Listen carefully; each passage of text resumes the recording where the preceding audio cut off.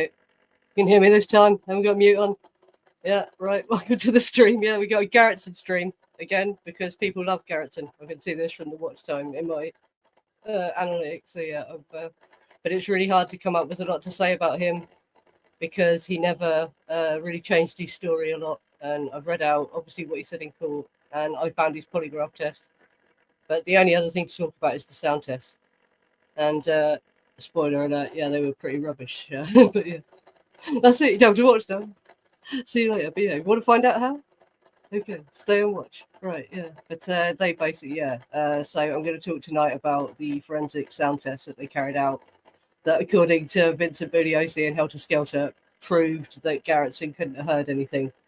But yeah, if you take a look at it, it's a bit questionable, obviously. So we'll talk about that, yeah. And I'll make sure there's chapters if you're watching this on playback, so you can skip straight to where we start talking. I was going to say hello to everyone. And happy Easter if you celebrate Easter. It is Easter Sunday. Yeah. And we're going to, yeah, at the end, because in the other Garretson stream, I mentioned that there is something Bugliosi said about Krenwinkel being up at the house swimming. And I found that quote as well, so I'll show you that as well. Just to wrap up Garretson, really. But yeah, there really isn't a lot more you can say about Garretson because he never really changed it. Well, there's an interview, a TV interview, but no one's got it. And all you can find is traces of people saying what he said in it. But this is where people are getting. But he's supposed to have changed his story. There's an interview where he changed his story and said he went outside. But I've never been able to find it or exactly what he said even in that interview. So yeah, that's the only other missing lost media of Garretson. And it's from like the early 90s, would have been before he did the TLB interview by the sound of things. But it's totally missing. It went out on a channel called E, and I remember seeing the logo for the channel back in the 90s. It was like a exclamation mark sort of thing, and there was a small E in the dot, that channel. But yeah, but it's totally lost. Yeah. So just look at the chat. Yeah, oh, is it the first time you managed to get here live, is it? Yeah. Oh, that's good then. Yeah. Yeah, I'll start because there is actually quite a lot to get through. There's quite a lot of slides.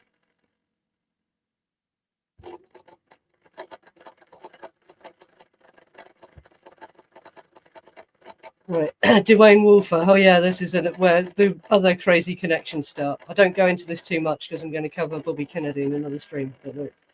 And this is the same coroner who worked on, as we find out.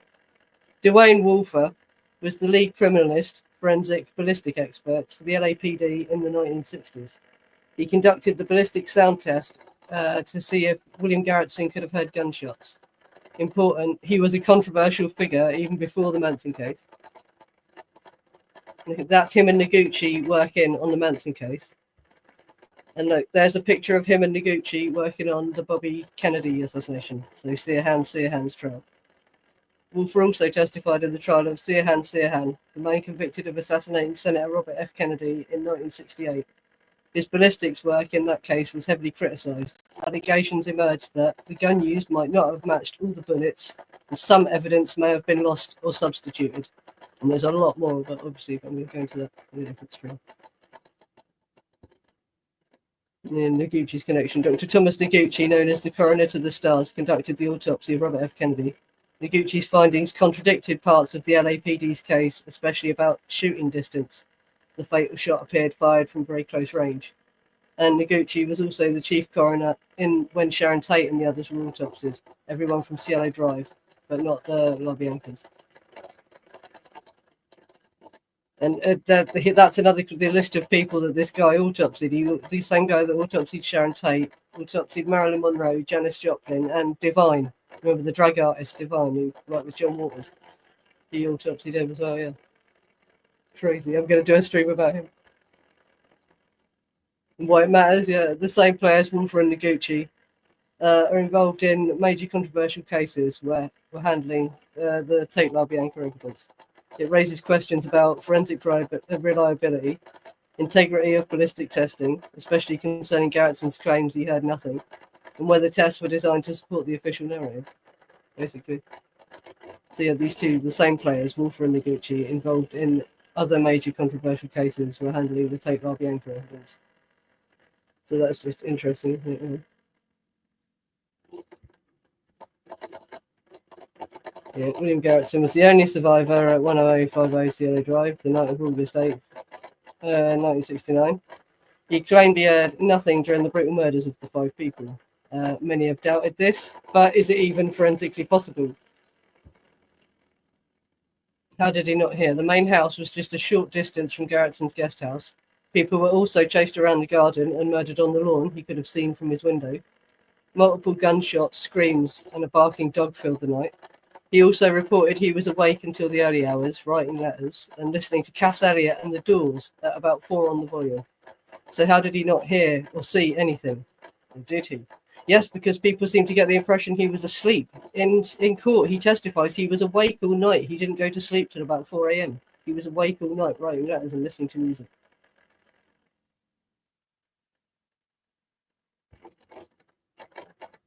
Yes, and this is what it says about the sound tests in Helter Skelter. Right? It was carried out on August 18th, 1969. LAPD criminalist Dwayne Wolfer to determine whether gunshots fired in the main house could be heard from the guest house where William Garretson resided. Methodology. The simulated gunfire was produced in various locations within the main house. Sound levels were measured at different points, including the guest house. Garretson's stereo was set to the volume he reportedly used that night to assess its impact on audibility. Findings. The test indicated that with the stereo playing at that volume, the gunshots were not easily audible from the guest house. Investigators concluded it was plausible that Garretson did not hear the murders. Implications. These findings support Garretson's claim of not hearing the murders, suggesting that the environmental factors and his activities at the time could have contributed to his unawareness of the events unfolding nearby. And that is what Vincent Bugliosi tells you. But this is credit to Manson blog for these next 3 slides as well. Their post will be linked in the description. We've already shared it on the subreddit and Facebook group.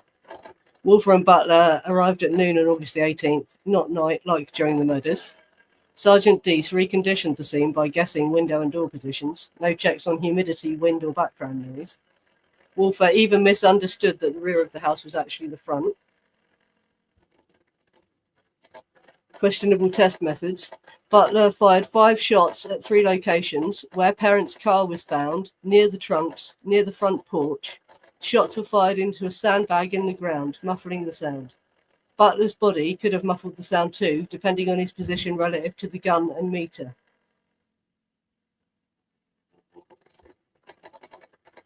Wolfer stayed inside the guest house. Yeah, incomplete sound results. Wolfer stayed inside the guest house near the stereo. Did not move to simulate Garretson's movements, because Garretson says he went into the bathroom and stuff like that. First 5 shots, stereo off, heard and recorded. The second 5 shots, stereo on volume 5, not heard. Garretson testified the stereo was on 4, so he had the stereo too loud. Wolfer admitted shots could probably not be heard around volume 2-3, but he made no written notes of this.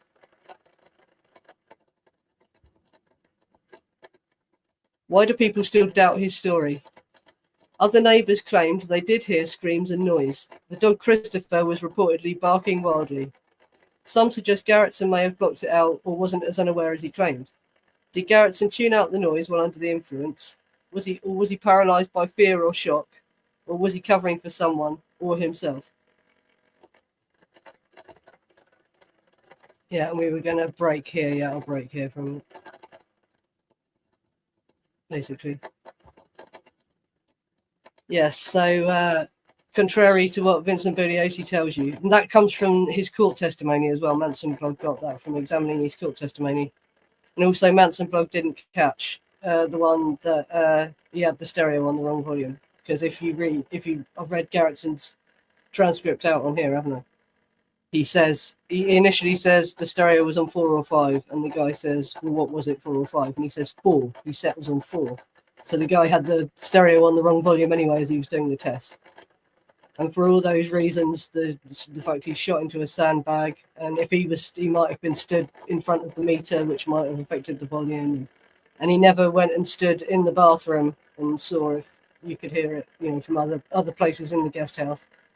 And also, where Stephen Parent's car was found was not where he was shot. Even if you look at the official narrative, they say they moved his car after they shot him. So everything about that is just wrong. So they never really proved that he couldn't have heard anything. Yeah, it's crazy. Yeah, yeah, that's the other rumor. Yeah, the incredible sex with Cary Grant was so distracting. Yeah, he didn't. Yeah, yeah, that was it. No way he didn't hear anything. That's it. Well, I can't imagine it, but I think he was. The rumor is as well. The sort of unfounded rumor is that you can't find the interview where he said it, but he's supposed to have looked out the window and seen Krenwinkel killing Folger, and she's supposed to have looked at him and gone shh, made a shushing motion, and that's fucked him up. Basically, he'll never get over that. That's what messed up Garretson. He actually watched Krenwinkel killing Folger, and she looked at him and shushed him, and then came over and started trying the door, obviously. But he placed that down probably because he was so scared of Krenwinkel. Yeah. That's what I believe anyway. That's why I believe he doesn't say that he saw anything, because he was so scared of them. He didn't want them to know that he snitched. Basically, yeah. Sorry, he's done a super too.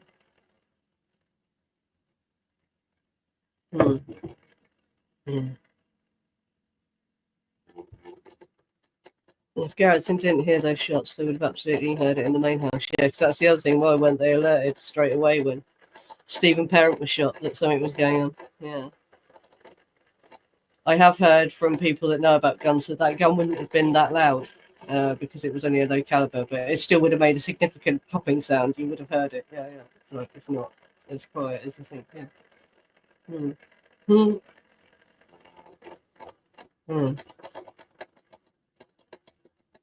Yeah, that's in both his trial testimony and his polygraph test. That's when they asked him to describe his whole evening, what he did the whole evening, because he went down into town and said he bought soda pop, but maybe he got beer, and he wasn't legal to drink beer, so maybe that's something he was lying about because he didn't want to admit he had beer and he was drunk. And maybe he actually did pass out and was drunk or something. Yeah. But he didn't want to admit that he'd had beer because he wasn't actually of legal age to have beer in California. That comes up in his lie detector test, polygraph, doesn't it? Yeah. Yeah. Yeah, that's so. We're looking at the injuries to Abigail's face. I don't think Abigail Folger was able to say anything. I don't believe she said that. No, I don't believe she actually said anything when she was being murdered, poor woman, after what they did to her face. Wow. But yeah, there is a rumor that he saw Krenwinkel on the lawn with Folger, and that's what he was hiding. Yeah. And for the next slide, we're going to get into the horrible rumors. So if you don't like the horrible rumors, you don't have to watch the next bit. But yes, because I mentioned it in the other stream, I thought I'd find it and actually show you what I'm talking about when Bugliosi was saying something about Krenwinkel having been up there, and it's just intriguing.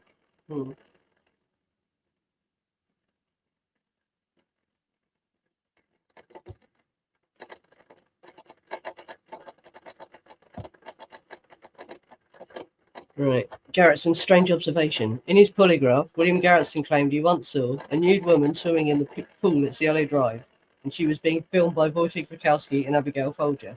This happened while Sharon Tate was away in Europe. Mysterious connection.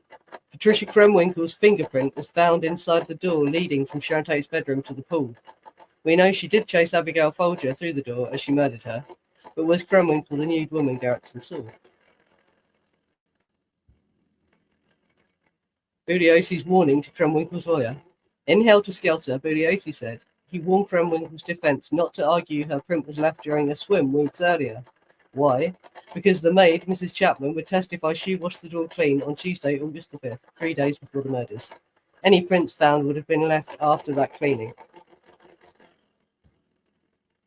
And this is the full quote from Helter Skelter. However, there was a second print found at the Tate residence, Patricia Krenwinkel's, located inside the door that led from Sharon Tate's bedroom to the pool. I asked Mrs. Chapman, did you ever wash that door? Yes. How often? A couple of times a week. She had to, she explained, because the guests usually use that door to get to the pool. The big questions, did you wash it on the week of the murders? If so, when? Tuesday was the last time I washed it down, inside and out, with vinegar and water. Under discovery, I was only required to make a note of the conversation and put it in our tubs. However, in fairness to both Fitzgerald and his client, I called Paul and told him, if you're planning on having Krenwinkel testify that she went swimming at the Tate residence a couple of weeks before the murders and left her print at the time, better forget it. Mrs. Chapman is going to testify she washed the door on Tuesday, August the 5th. So that's what I'm talking about. And why it raises questions. If Krenwinkel's print wasn't fresh, was she at Cielo Drive before the murders? Because Bugliosi even saying that suggests that he had heard Paul Fitzgerald was going to try and claim that, so there must have been some reason for them to claim she had been there before. Could Garretson have witnessed something involving her, Frykowski and Folger? Was Vincent Bugliosi complicit in covering something up? Did he really know more than he ever said publicly? Dark rumours say the occupants of Cielo, while Sharon was away, had a penchant for picking up young people from the strip, drugging them, then tying them up and whipping them and filming it, and that the police had found these tapes and they had been repressed. Was Krenwinkel in one? Did Krenwinkel recognise him later, and that's why he was spared? He was a witness to what had happened to her, who wasn't part of the Hollywood elite, so may one day back up her story, because the elite would close around to protect themselves and wouldn't say what happened with it. And this part of the story has never been fully explained. And yeah, this is just obviously speculation. But yeah, this is the dark rumours about what Garretson could possibly have been covering up, and it's something to do with Krenwinkel. It all points to Krenwinkel.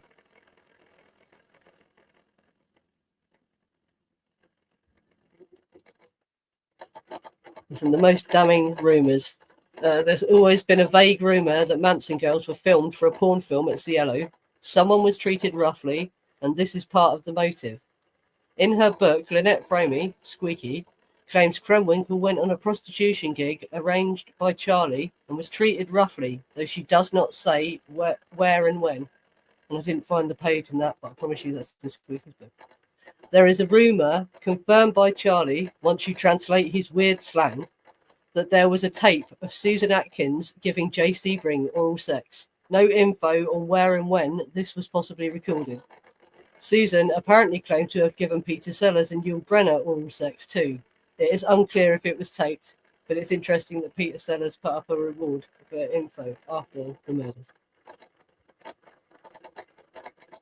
So the dark conclusion is, it is quite noticeable from the injuries, Jay, Gibby and Wojtek were attacked more brutally than Sharon.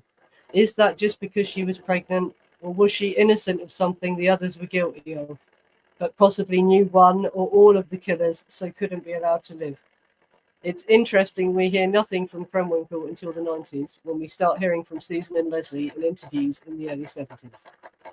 Susan and Leslie's penalty phase transcripts are quite easy to find, even though they say some really very wacky stuff. Krenwinkel's isn't available anywhere. You can only find what journalists reported about what she said. Is it possible that Krenwinkel couldn't stop talking about whatever they had done to her? That's why we get no interviews until the 90s, when her lawyer has convinced her she will have more chance at parole if she just toes the line and gives the official narrative. So yeah, this is all basically just speculation. But yeah, is it possible? Basically. And these are crazy unconfirmed rumours as well. I've done videos about, the sources for these rumours. But that one about Jay Sebring, there's an interview where Charlie, basically, the interviewer asks him, there's a rumour that there was Susan with Frykowski. And Charlie basically says, yeah, she loved sucking dick, but it wasn't Frykowski, it was Sebring. If you translate his slang. And there's just always been a vague rumour that there was something happened to a Manson girl at Cielo Drive, and that it was rough, and that was part of the reason they were targeted. But personally, I think you don't have to reach this far to see what they were covering up in this case, because it's obvious, because Melcher perjures himself by not admitting that he slept with Manson's girls, and he committed all sorts of offences by sleeping with Manson's girls. So the fact that Terry Melcher was sleeping with Ruth Morehouse basically is enough for them to have been a cover-up. That doesn't have to have been a lot more. But this rumor about them taping people that they had drugged and stuff like that is very persistent. Seemed to be very persistent, basically. Yeah, it's very strange.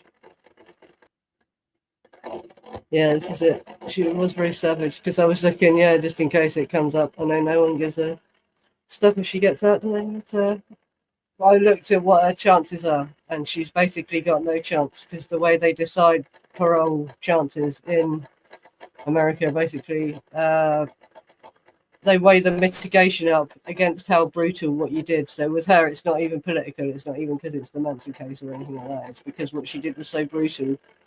If you hold it up to the mitigation that she was domestically abused by Manson or under his coercive control, and even if you say she was psychotic, she had drug psychosis or whatever, the mitigation is not enough against the brutality of what she did, basically. So no, she's got no chance. She'll never get out.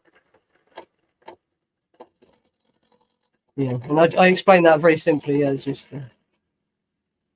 but basically, yeah, that's the way it works. The mitigating factors, they weigh it up against how brutal what you did was, and what she did was so brutal. I don't think anything really could be enough mitigation for them to say, you know, okay, under the American law, just the way it's done.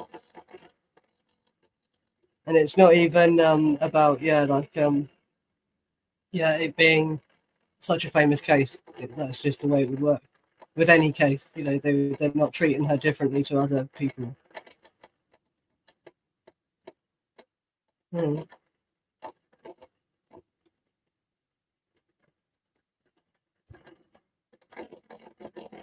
Sorry, come on. Past I was trying to hit. Someone said, yeah, they never believed Linda's story. I did a whole stream. It was one of the first big streams I did about Linda Kasabian and showing how, what she said wasn't factual. Basically, yeah. And she was just the one that they needed someone to testify against Manson. And if you look into it, they were going to try and use Susan, but Susan was too crazy. They couldn't use Susan. So they went for Linda. But yeah, and it's really terrible that she is the one that walked away as well, because she was probably one of the ones that inspired the violence more than anyone else. And I can believe that when she actually saw it unfolding, it did freak her out, and she was scared. It wasn't, what she thought. But to start with, she was one of the ones that instigated the violence. I definitely believe that. It's bad that she didn't get any jail time, except for the remand time, whatever you call that in America, that she did. She walked, didn't she? Yeah. But also, had they met Sharon at some Hollywood parties or whatever, they've covered up how much these people got into people's. They weren't attending big official industry parties, but they were around people's houses a lot and that sort of thing. It is really plausible that they did recognise each other. Yeah, and that's the horrible thing. If she hadn't recognised them, maybe they would have let her go, but because she recognised them, they couldn't.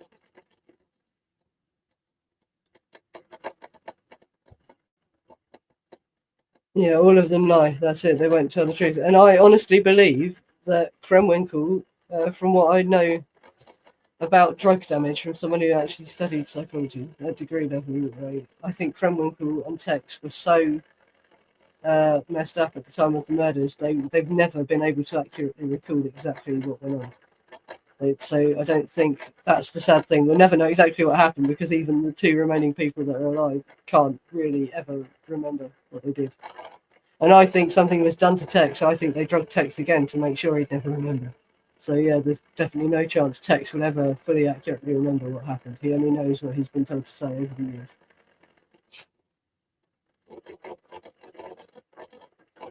Yeah, James, they didn't hang her before she died, really, though. She was actually stabbed less than everyone else.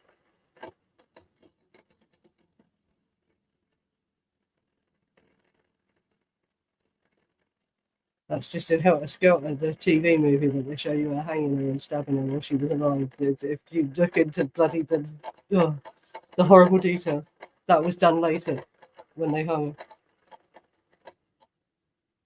her. Yeah.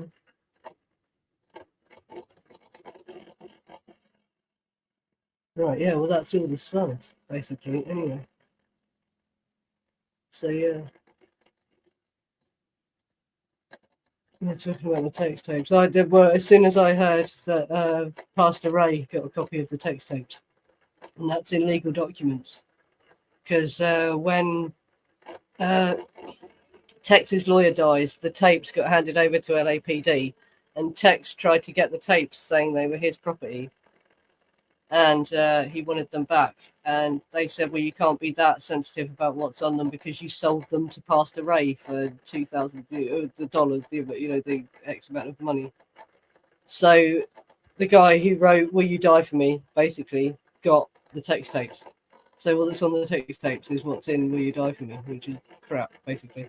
But I think it's possible they made a fake tape for him, to be quite honest, and that he got a fake tape, and that he never really heard the actual text tape.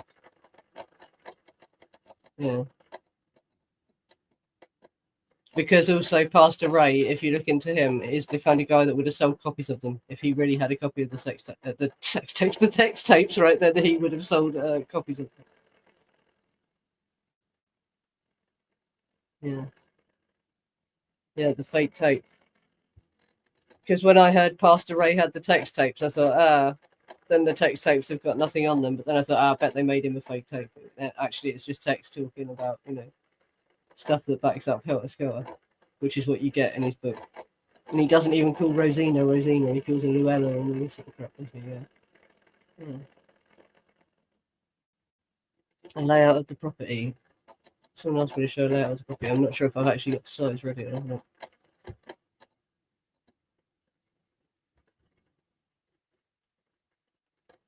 Yes.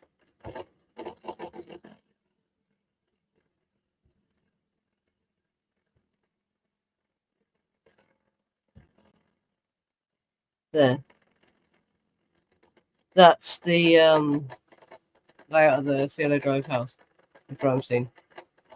And all the pink circles are showing you all the different windows and doors. You can see where the bodies were. Go off the screen for a second so you can see it all.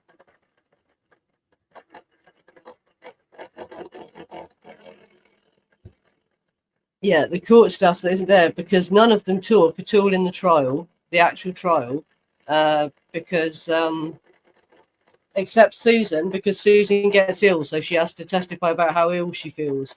But none of them talk, and she obviously did the grand jury. But all you get from any of them is in the penalty phase, and you get Susan and Leslie. It's quite easy to find it, but Krenwinkel's is missing. You can't find Krenwinkel's, and all you can find is a few newspaper articles about what she said. But I have to say, if she had started saying anything about sex tapes and all that, I'm sure the newspapers would have reported that because they report that she said stuff about acid and all that. They would have reported that if she had said anything like that. So I'm pretty confident that's not why you can't find it. But there's something that she said they seem to not want you to find because you can find Leslie and Susan's quite easily.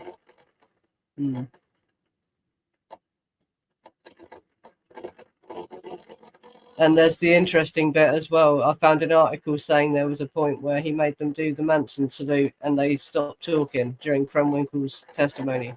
And I want to know what she was saying when he did that because that shut her up, obviously. So I think maybe he was trying to shut her up. And everyone says, oh, he just did that to show he had control over them. But was that him actually saying, shut up, don't say anymore? You're going to get yourself in trouble.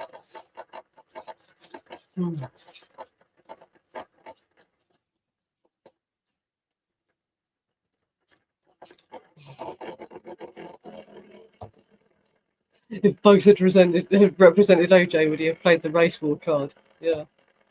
Imagine that.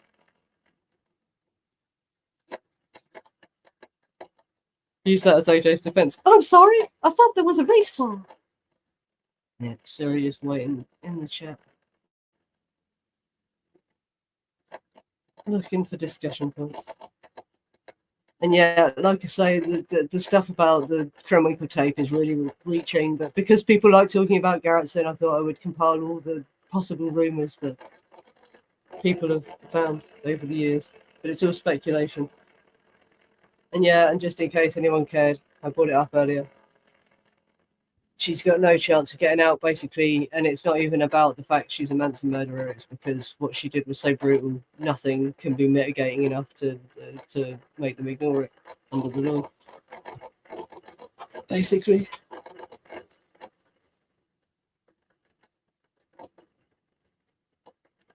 I've done a discussion about the Manson. Well, I've read out parts of the Manson file. Yeah, lots of parts of the Manson file. I've done a playlist. Like, so every reading I've done, I do a clip of it, and there's a playlist of just everything I've read out from the Manson file. Yeah, so that's. I've never done a stream specifically just talking about the Manson file. No.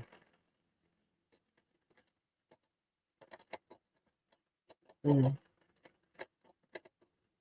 But yeah, I've read out quite a bit. Well, not actually compared to the size of the actual whole book. I haven't read out a lot of it at all. Oh, next week's stream is the one that's going to be based on a footnote from the Manson file. On the page about Angela Lansbury, there's a footnote. And he told me to look at the footnote. And I said, oh my God, yeah, I can make a whole stream about this. So it's all about the connections to the Manchurian candidate and Sirhan and all that. So yeah, next week.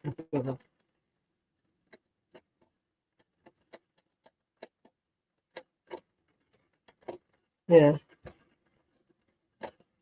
Do a book club and read it to you. Yeah, no, honestly, it would take months to do it because Nicholas has said he might do an audio version of it, but it would literally take probably about half a year to sit and read the whole thing out. There's no way I'm going to read out the whole Manson thing. No.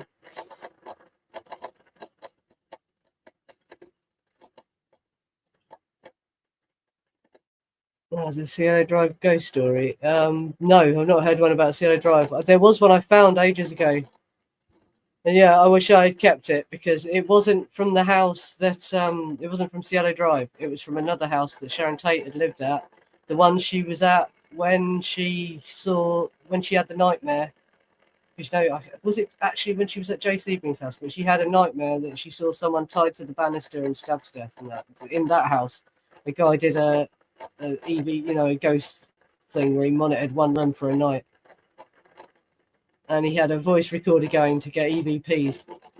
And the only intriguing thing he got was when he turned the camera on, as soon as he turns the camera on, it sounds like you hear Sharon Tate say, "Don't shoot me, Mike." Or, I can't remember what the guy's name was, but it really sounds like Sharon Tate's voice saying, "Don't shoot me, Mike." And he doesn't mean, obviously she doesn't mean don't shoot me with a gun, she means don't film me, because he's just turned on a camera. But that was the most compelling thing that he found, and it was at a house that Sharon Tate had stayed at.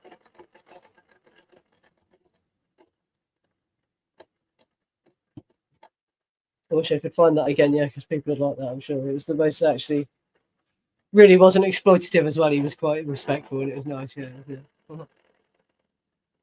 Oh, the band, it was, what's his tips, wasn't it? Oh, what's he called? Trent Reznor.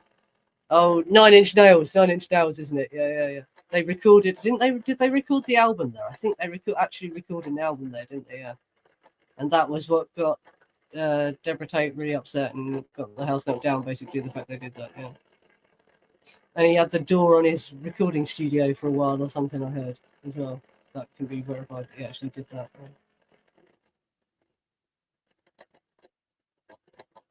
Yeah, but it was Trent Reznor that stayed in the guest house. But from that, if you watch his videos, you actually get some quite good footage of what the guest house was like and the layout of the place and that. So it was worth watching his videos of the guest house. Yeah.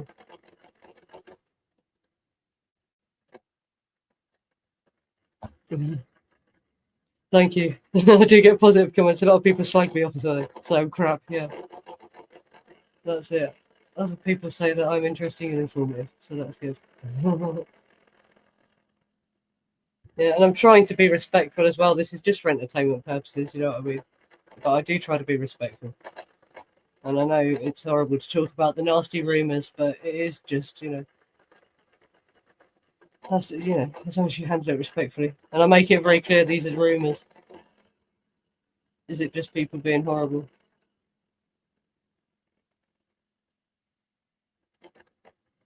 Yeah, 9 Inch Nails recorded Downward Spiral at Cielo and took the door to New Orleans. And I'm pretty sure I saw a picture of it on his studio. Yeah, that is confirmed that he did that, yeah.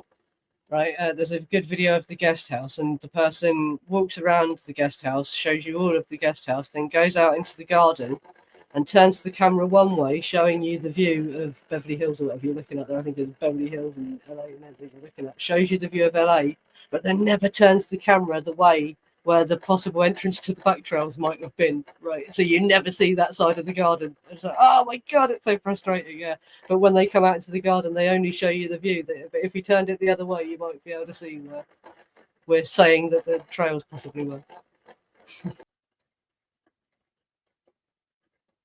Oh, did Marilyn Manson record something there as well? I didn't know that he did that.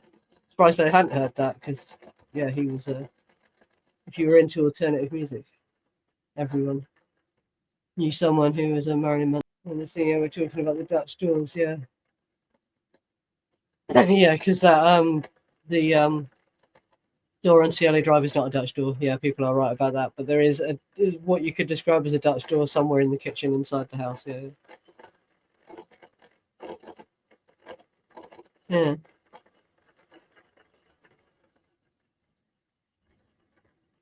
Yeah, it's like Glasgow Dave. I don't know if that is Glasgow Dave. Glasgow Dave messaged me earlier saying he was in hospital. So I don't know if this is just another person from Glasgow randomly. Yeah. But he could still be watching on a mobile phone or something, even if he is in hospital. So you confirm, are you Glasgow Dave or not? Yeah. Yeah.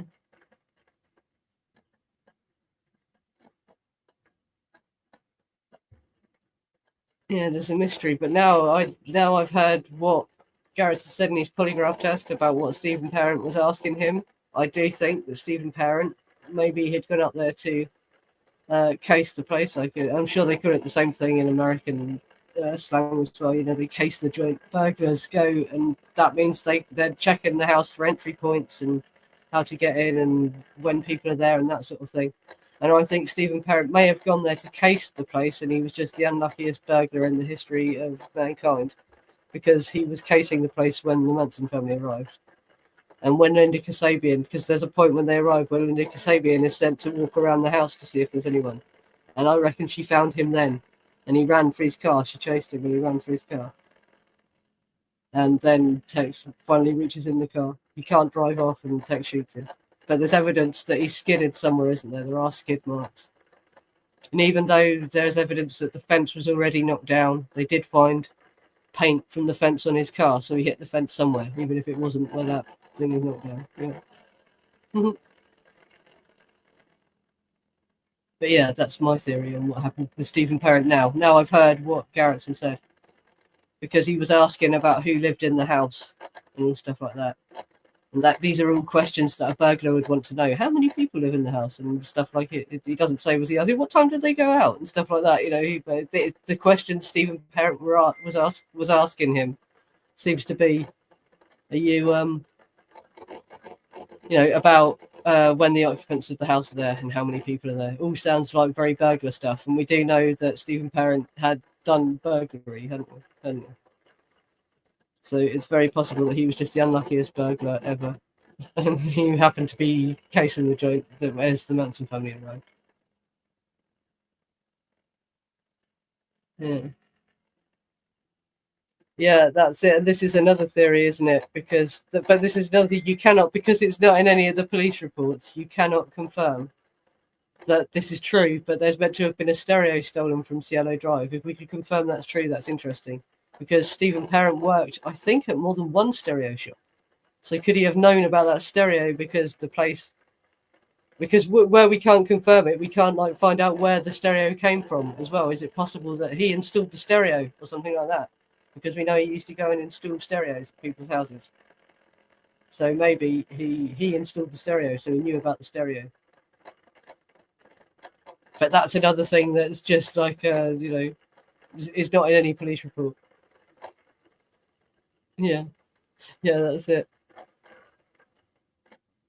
It's anonymous sources and all that sort of stuff, So yeah, we don't even know for sure that is actually true, sadly. But yeah, if that is true, then that's compelling, isn't it? But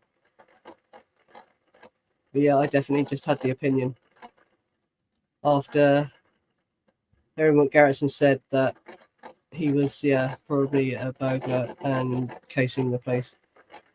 And that he really didn't probably know Garretson any better, and they weren't gay lovers and all that. I can't believe Garretson was gay, but I now have trouble believing that Garretson was some kind of hardcore gay prostitute or whatever, Stephen Parent maybe had a bit of a tougher life, so maybe he was involved in that kind of thing. But I now have trouble believing the Garretson. But the point of this isn't to tell you what to believe. You believe what you want. I'm just saying that's my opinion, having read. Because there's a part when he says, when the guy's stealing champagne, he says, we can't take that, that's for the grown-ups. It's like, oh my God, he sounds like a child. It's like, what, yeah. Was he really streetwise enough to have been out there running some kind of gay mafia, Yeah, it's like, It was a poor boy for Rudy. But also the other thing Rudy Altabelli talks about, the last person that lived in the guest house and Garretson talks about was some crazy woman that smashed the place up. So did he possibly pick Garretson because he was quiet and he wasn't going to smash the house up, Maybe it wasn't what we think, that he just likes having, boy toys. It was just because he wanted someone who was quiet, and that's why he picked Garretson. Maybe we are assuming a bit much, assuming he was some kind of hardcore rent boy. I can believe he had gay experiences and all that, but not, Yeah. Did he? I never saw any bloody evidence of that anywhere. Like I say, I've been digging on Garretson. I'm sure if that was true, though, that would have surfaced because everyone is digging for stuff about Garretson. If that's true, no. There's a lot of pictures of him topless that are from the day he was arrested, though. So yeah, that's the only place. The way he's posing on this photo of him by the pool here. Sorry, we'll flick back through the slides to get to. Come on.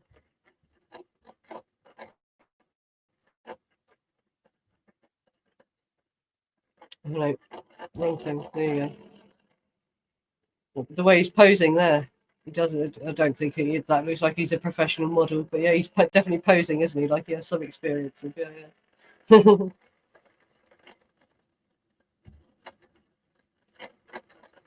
Yeah. Oh, and I'm trying to get the TLB interview uploaded to archive.org so you can all listen to it, because I'm sure Brian Davis won't mind that. And on archive.org, you can download torrents of loads of different shows. You download one file and you've got all the shows, but you have to download other software to download a torrent if you want to listen to what's on archive.org. I'm sure Brian Davis would forgive me if I just upload the Garretson interview so you can listen to the Garretson interview.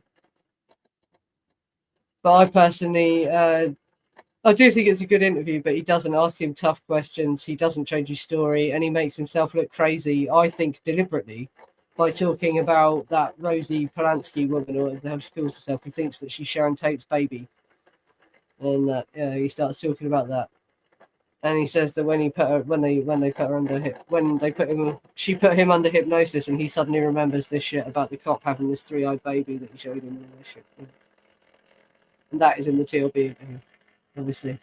And I found a post on Manson blog as well, where the guy from Manson blog, or one, I don't know how many people write Manson blog, I think there's more than one guy, but one of the guys from Manson blog says that he was talking to Garretson on the phone for quite a while, over a period of time. And then one day out of the blue, Garretson rang him and started talking about having met this Rosie Tate Polanski woman. And I think that possibly he was starting to get spooked out by the amount of Manson researchers who were contacting him. So he decided to make himself look nuts, so people had just dismissed everything he said and leave him alone. That's my theory on why he suddenly came out with that stuff about Rosie Tate Polanski. Because that Manson blog post guy, this must have been around the time that he went and gave this TLB interview.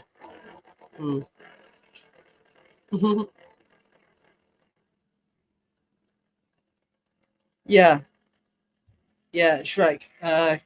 Nicholas Shrek says that, and for a long time I actually believed that as well. I thought that's the only way he could have survived, would be if he ran down the trails. But then I always had trouble understanding why he would go back, because the police apparently really did find him asleep in the house. So if he ran off down the trails, that means he's gone back in after everything's over and gone and fallen asleep on the sofa, and that didn't seem likely to me either. That always bugged me about that. And now I've heard more about what he was telling the police. I think that he'd actually just witnessed way more than he ever admitted. basically. I think that he did stay in the guest house. He probably saw stuff out the windows. And what I said there about Krenwinkel, that's all just speculation that comes out of the Manson community. But yeah, obviously people watch me because this is what they want to hear. So I'm telling you just what the rumours are in the Manson research community. Yeah. I don't believe that Parent was the first one killed now. No, that's how people saying that if Parent was the first one killed. But after researching this for a few years, I now don't believe much at all about what we're told of the official narrative. I don't believe Parent was killed first. I now don't even believe that they cut the phone wires on the way in and climbed over the fence. I think they probably entered through the gate like visitors. And that the phone lines and that were cut later to when they were staging the crime scene to make it look like something it wasn't, basically, yeah. Yeah, that's it. Garretson probably hid when he heard it. That's what I think. I think he heard something, looked out the window, saw what was happening, and then fucking just hid. When it curled up in a cupboard or something, you know what I mean? And I gave a possible theory for why Krenwinkel might have spared him, but that would be if she was the nude swimmer and something horrible did happen, yeah. But I thought that's a possible reason why she might have spared Garretson. Maybe she knew that he had seen something or whatever. Because she just don't find it. And also they would have been tired as well. They would have been getting tired. Maybe she just lied to Tate. She just said, yeah, I found him, killed him, and Tate never went to check, you know. Because she'd have been knackered after chasing Folger down, wouldn't she? Hmm.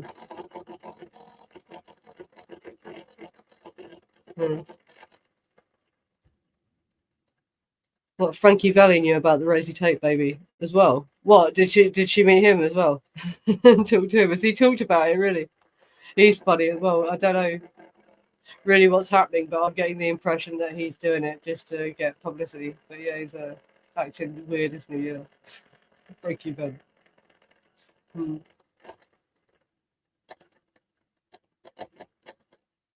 Oh yes, and there was another thing I could do. Just because I thought people might find it more interesting if I do a more interactive thing rather than just presenting something to you. I've looked at polygraph tests, and there's I could go into more detail about how polygraph test is done and what the questions are, because there's 3 types of questions they ask them. They ask them baseline questions that are just neutral. Then they ask you a control question, which is designed to provoke an emotional response to see what happens when you're emotional. And then they ask you relevant questions, which are actually about the crime. And a lot of what they ask Garretson, you can quite clearly see which type of question they are. And would you be interested in doing that? Would that be interesting to you? Because we wouldn't have to go through his whole polygraph again. We could just go from where the official test starts, where they've plugged him in. Would you find that interesting? Anyway, no, Garretson is dead now as well. So someone asked that. Yeah, I checked that. No, he did die not that long ago. Yeah.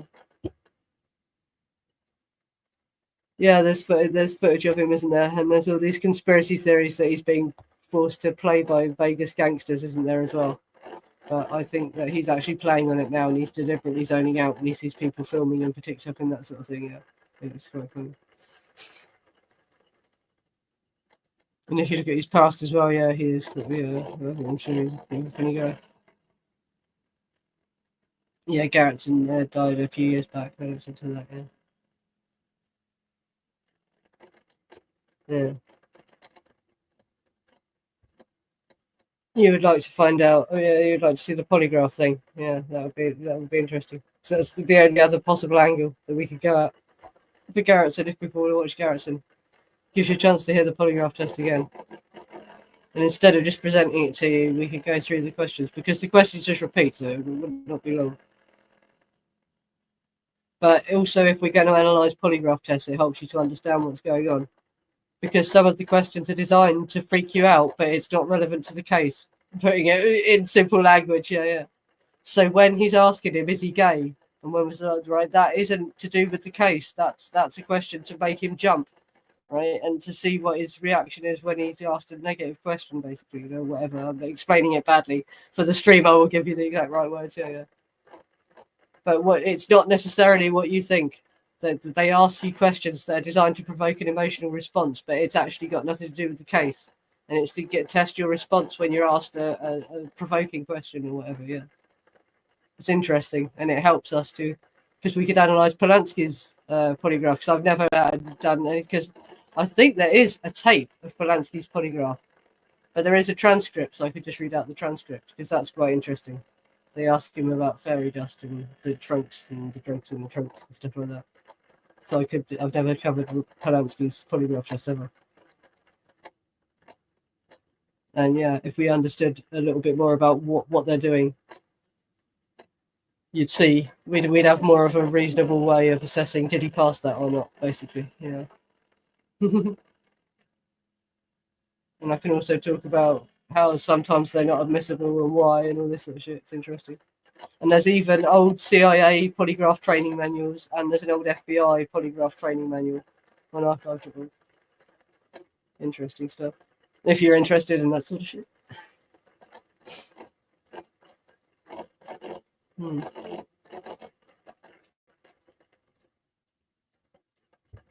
Yeah, maybe in the after show I'll try and find it. Yes, people are saying that it looks like he's got dementia and it looks like he's being forced to perform by gangsters or something, and there is something about him having mob connections back in the 70s, and so people are claiming that. Then other people are coming out and saying, just leave him alone, he's just old. Of course he's not. And when I looked at the videos, I think Frankie Valli was hamming it up. I think he realised someone was filming him, and so he deliberately looked even more spaced out. I think that's just a joke, you know. I don't think that he really was.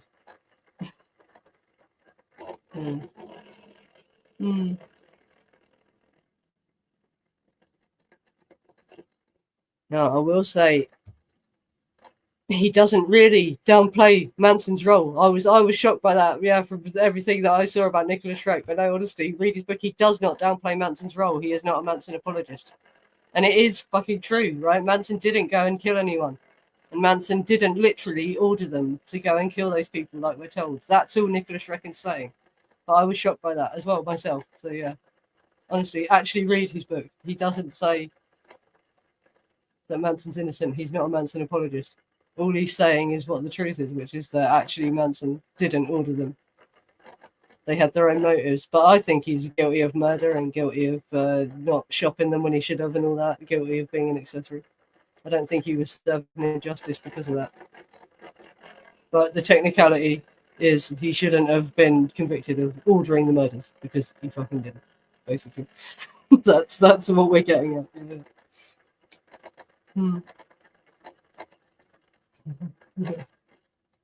Yeah. Three-eyed babies don't cry. Yeah, I'm not even going to try and sing that because that's very hard.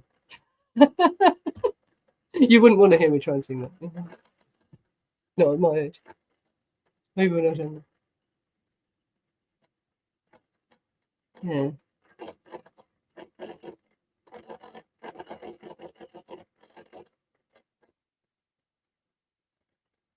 Yeah, and I think that there's a lot that we don't know about the LaBiancas, and we'll never know. And I don't think Charlie ever fully admitted the truth to anyone. So I know Nicholas thinks that Charlie told him the truth and told him everything and all that. But I believe that Charlie took stuff to his grave. I think that there's stuff we'll never know about what exactly happened there with the LaBiancas, which is horrible because those murders were so horrible, and it's sad that they don't get as much focus. Everyone only focuses on the Tate murders because their murders were horrible as well, and they deserve as much sympathy as Sharon Tate and her friends got. And just because they weren't famous, they don't get it. Something. Yeah.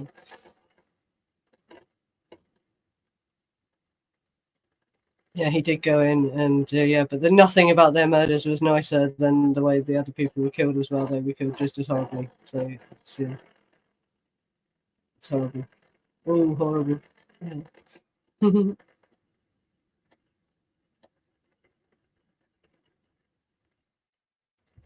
Yeah, I don't think I've read that myself yet. No. But yeah, that's the one. Yeah, deprecating. Yeah.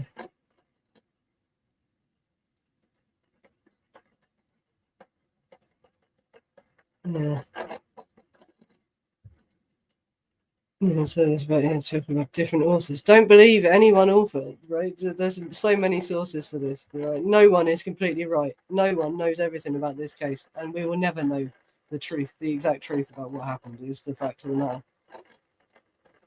There's no way, because like I said earlier, even the people that actually did it probably cannot accurately remember what they did and why. Is the terrible truth. Yeah, we'll probably never know exactly what happened. Sadly. Because it was covered up at the time. Right, this is run on for an hour, so I might switch to an after show now. Yeah, thanks for coming, everyone. I hope you enjoyed that and it was informative. And like I say, next week it's the Manchurian candidate footnote thing. And yeah, and I've also, I've got quite a few streams lined up now because I want to talk about Noguchi. Because he did the autopsies for a lot of other people I'd like to talk about, because I do talk about other 60s stuff and entertainment industry stuff. It's not just true crime, what they call social history. And I particularly enjoy stuff about entertainment industry people. So anyway, yes, thanks for coming, everyone. And if you want to do an after show, I will if you want to come to an after show, I'll do that in a minute. And yeah, like I say, next week, Manchurian candidate stuff. Yeah, thanks for coming. And I'll see you next week or at the after show.